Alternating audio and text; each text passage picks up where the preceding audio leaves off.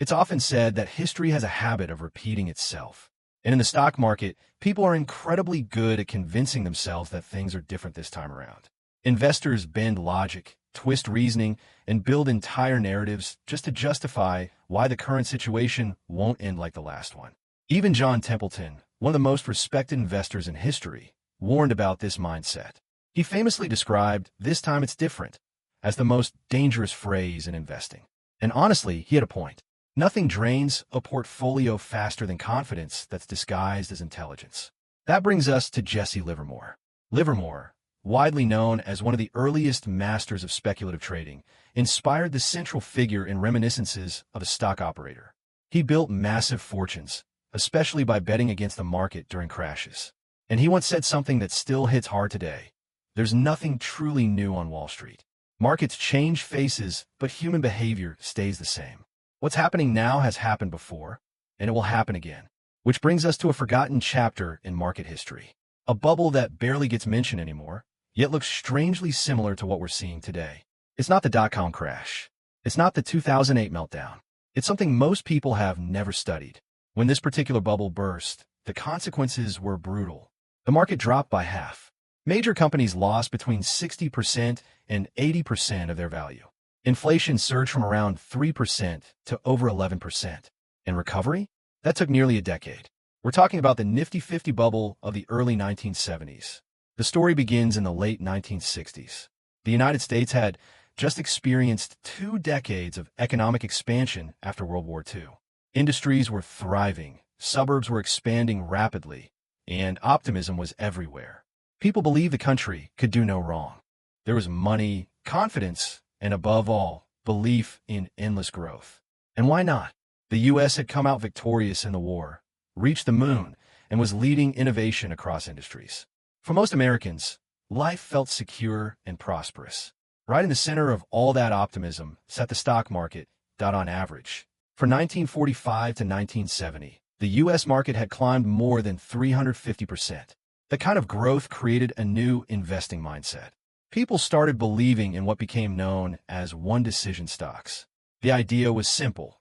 Find companies so strong and dominant that the only decision you ever need to make is to buy them and never sell. These companies became known as the Nifty 50.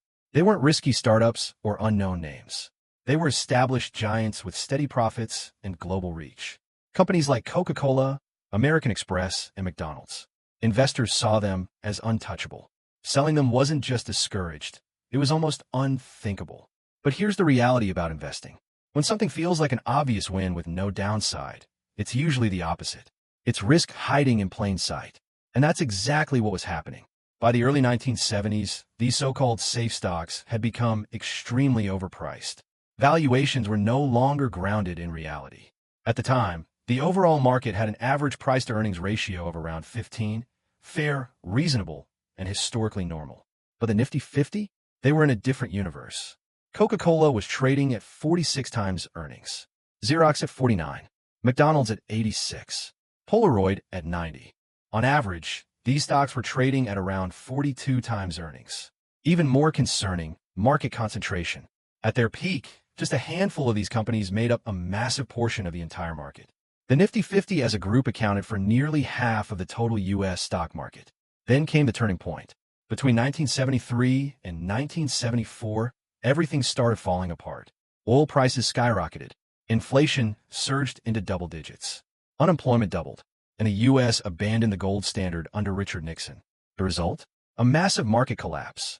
Stocks fell roughly 50%, marking the worst downturn since the Great Depression.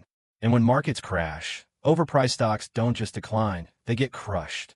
Coca-Cola dropped over 60%. McDonald's fell more than 70%. Polaroid collapsed by over 90%. The buy and hold forever strategy turned into a painful lesson. And the worst part? Recovery wasn't quick. It took about 8 years for the market to return to its previous levels. Investors who thought they had found permanent winners ended up stuck for years. Now fast forward to today. If the current market gives you a strange sense of familiarity, you're not imagining it. As Mark Twain once suggested, history doesn't repeat exactly, but it often follows a similar pattern. Back in the early 1970s, the Nifty 50 dominated the market. Today, we have something similar. The Magnificent Seven. These include Microsoft, Apple, Google, Amazon, Meta, Tesla, and Nvidia. Together, they make up a huge portion of the S&P 500. Just like in the past, a small group of companies is carrying most of the market's weight. Yes, these are powerful, innovative businesses. But so were companies like Xerox and Polaroid back then. Dominance doesn't guarantee safety. Now, let's talk valuations. These companies aren't cheap. Google and Meta trade around 28 times earnings. Amazon at 35. Apple at 37. Microsoft at 38. Nvidia at 50. Tesla at over 200. Strong companies? Absolutely. But are they being treated like they can't fail? Also yes. And just like before, investors are telling themselves the same comforting story, that these companies will keep growing forever. All it would take now is a few economic shocks, rising inflation, slowing growth, or policy changes, and the situation could shift quickly. As Warren Buffett once pointed out, people rarely learn from the past.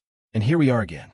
A market heavily concentrated at the top, valuations stretched, risk being ignored, and quietly, almost subconsciously, the same four words are being repeated once again. This time is different.